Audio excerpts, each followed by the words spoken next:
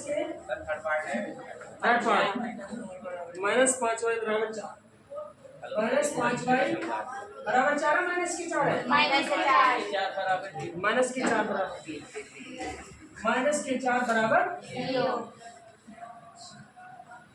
इसे आप ऐसा लिख सकते हैं, -5y बराबर 4 भी लिख सकते हैं। समीकरण बताइए, कोई दिक्कत किसी को? इसके बाद है नो एक्स बराबर 2x plus y 2y plus 7, नो एक्स बराबर 2y प्लस के। एक बच्चे बोल रहे हैं इसे प्रतिस्थापन विधि से हल करो। तो प्रतिस्थापन विधि से हल करने के लिए, प्रतिस्थापन विधि से हल करने के लिए, प्रतिस्थापन विधि से क्या करते हैं बेटा, पहले इस समीकरण को देख लिया। 9x यानी कि 9x बराबर 2y प्लस के साथ लाकर आगे।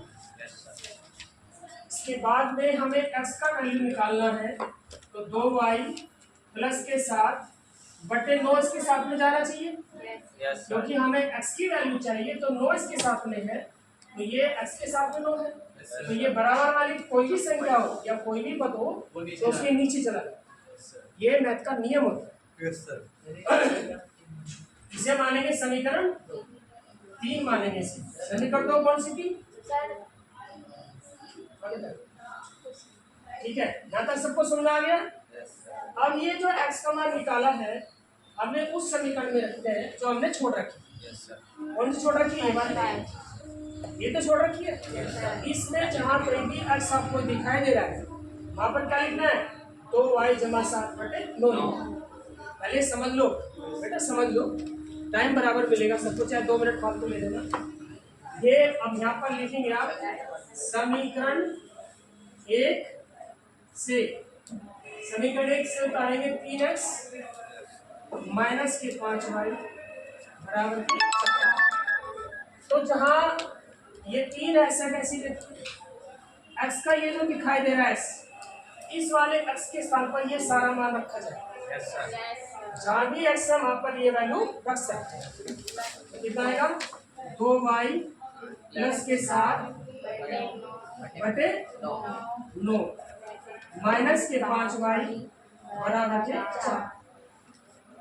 ठीक है, यहाँ तो कोई दिक्कत किसी को? अब इसे काट सकते हैं हम, 3 एकम 3, 3 तिया 9। तो अब क्या बच गया हमारे पास से?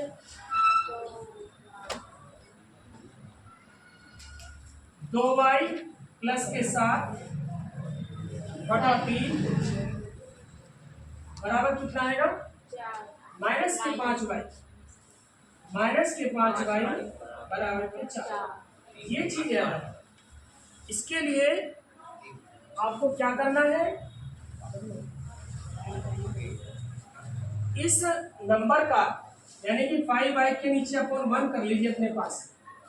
ऐसे तो करेंगे हम एलसीएम लेने के लिए। क्या करेंगे? एलसीएम लेने के लिए करेंगे। तो यहाँ 3 एकम 3 इसका एलसीएम चला, जब एलसीएम चला जाएगा तो इसकी 1 की मल्टीप्लाई इस टोटल में करेंगे, तो ये तो ऐसे कैसे आ जाएगा?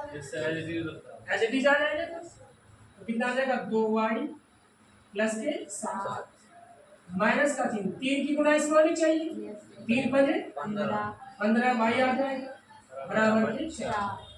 इसकी गुणा इसमें नहीं होनी चाहिए। ये मैथ का रूल होता है, अपोन वाला नंबर इक्वल नंबर के मल्टीप्लाई में जाता है, यानी कि बटे वाला नंबर बटे वाली संख्या बराबर वाली संख्या की गुणा में जाती है। पहुंच गए गुणा में? अब देखो 2y में से 15y घट रहा है, कितना बचेगा? 2y में से 15y घट रहा है, तो माइनस के 13y तो माइनस का 13y बच गया,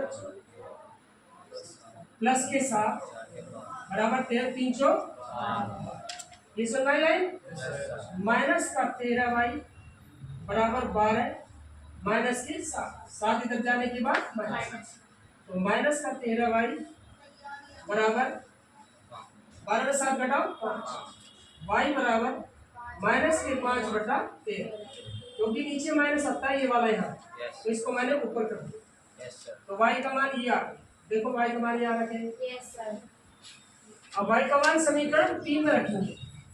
y का मान समीकरण 3 में रखिए। समीकरण 3 कौन सी है भाई?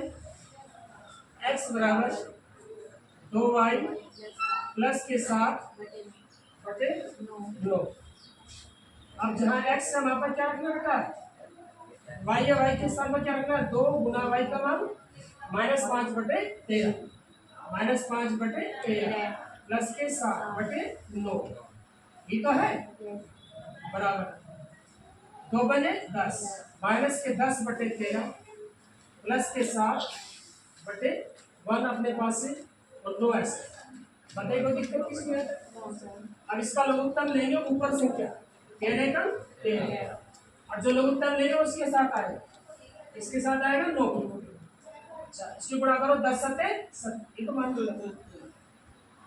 10 एकम 10 प्लस 13 सत्ते, इसकी गुणा करनी होगी क्या? 13 सत्ते 91 होते हैं। 13 सत्ते 91 तो होते हैं। Yes sir. याद नहीं सर जी क्या था मैंने पहले तो बता रहा जी। 13 सत्ते 91 होते हैं। 91 से 10 घटाओ 81, 81 बटे 13 गुणा 9 आ गया भाई। अब ये कटेगा 81 गुणा 9 का 9 ने तो बचेगा माइनस का 9 बटे 13। अब देखो भाई का मान कितना आ रहा है?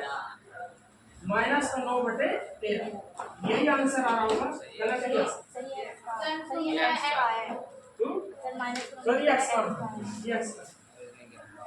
x का मान आ गया। सर माइनस के ना है और हाँ तो प्लस में बैठा है क्योंकि नहीं प्लस में जा रहा है ना, प्लस का नंबर जा रहा है माइनस के या। ठीक है बच्चों, इधर से जाओ, इधर से चल बोले अपना मेरा कॉपी कर लीजिए बच्चा।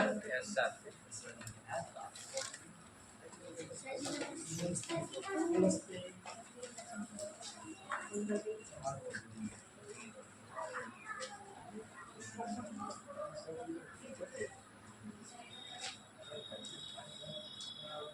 इस प्रकार से क्वेश्चन गलती नहीं होगा जरा सा भी, चेन में गड़बड़ नहीं होगी।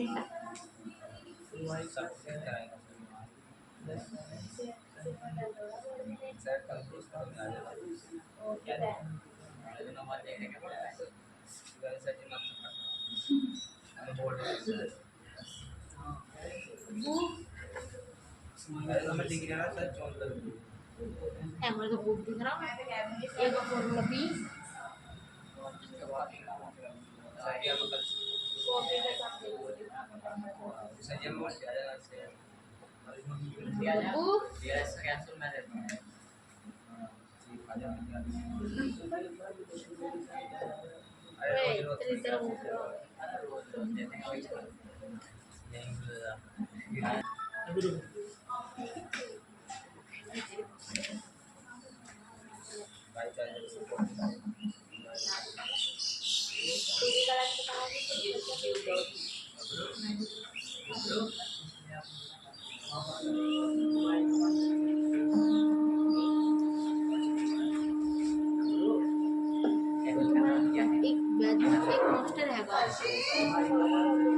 यदि यदि हम अंश में एक जोड़ दें तथा हर में से एक घटा दें तो भिन्न एक में बदल जाती है। यदि हर में एक जोड़ दें तो वह 1/2 हो जाती है। तो वह भिन्न क्या है? तो क्या करेंगे? सबसे पहले उस भिन्न को हम मानेंगे। माना भिन्न कोई भी भिन्न है, मान लीजिए इसे हम क्या मानेंगे? x अपॉन y मानेंगे। इस x अपॉन y मान के उधर से चलो, यहाँ पर लिखेंगे प्रश्नानुसार। आप लोग नहीं कह सकते हो प्रश्नानुसार, इसका मतलब प्रश्न के अनुसार क्या करते हैं, क्या करता है क्वेश्चन। हम लोग जानते हैं इस x अपॉन y में x जो है वो अंश है और y जो है वो हर है, ये सब लोग जानते हैं। ठीक है बच्चे।